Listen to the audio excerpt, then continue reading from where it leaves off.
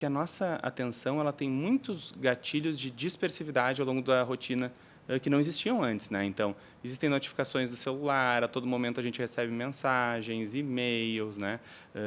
Gatilhos das redes sociais, que tendem a tirar o nosso foco e atenção da tarefa que a gente deveria desenvolver naquele momento. E as pessoas sentem isso e se perguntam se elas não têm um diagnóstico clínico, né?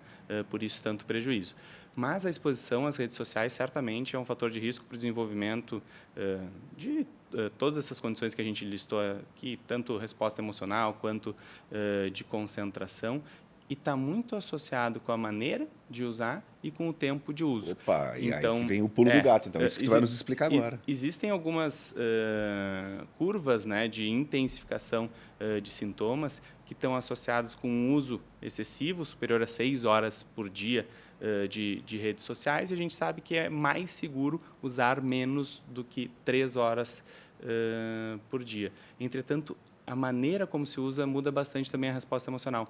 O uso passivo, somente de ficar scrolling, olhando, tanto rede social como outras mídias digitais, está associado com o desenvolvimento de ansiedade, de depressão, muito através de mecanismos cognitivos de comparação, de busca por aprovação, né, de monitoramento assim da vida do outro e pensamentos bem disfuncionais assim de comparações injustas do dia a dia, da rotina, porque que eu estou trabalhando e as outras pessoas estão sempre fazendo outras coisas interessantes, parece que a minha vida é pior Exato. do que realmente é. Então, o tempo de exposição, a maneira como se usa, podem intensificar os sintomas. O uso para comunicação, se eu estou me comunicando com outras pessoas, falando com os meus amigos, me aproximando de pessoas que são importantes para mim, parece não ter um grande impacto, mas sim esse uso passivo de simplesmente observar. Espetacular. E, é impressionante como a gente consegue ver isso na prática, né? Cara, É eu acredito. exatamente isso. Quando tu tá passando, realmente É, Uma sensação uma sensação, cara, de que primeiro uma vazia. perda de tempo, né? Cara, como a gente perde tempo jogando o dedinho pra cima, cara. uhum, E me chamou a atenção, assim, óbvio, a gente sempre escuta especialistas falarem, mas quando vem uma grande empresa, talvez nessa causa, chama mais atenção. Eu vi uma reportagem agora que o próximo vilão do próximo Toy Story que eles estão fazendo é o iPad. Né? O iPad não, o tablet, né? Então, quando tu vê que é uma empresa do tamanho da Disney coloca isso como uma referência, chama atenção. Acho que vai impactar mais gente do que... Então acho que eles vão fazer um grande serviço, na Acho que eles vão verdade. fazer um grande serviço. Doutor, assim, uma coisa que eu percebo também os idosos, eles voltam a ser criança, né? Em todos os sentidos, né? Eu vejo muito também os idosos hoje usando a rede social igual as crianças, né? Ficam jogando lá o tempo inteiro, assim, ainda mais. E isso causa um isolamento, né? Eu tenho certeza que quem está vendo a gente, o seu pai, a sua mãe, de repente, às vezes tá rolando um assunto e os pais estão lá. É impressionante. Às vezes eles usam mais que nós, né? Os celulares, assim.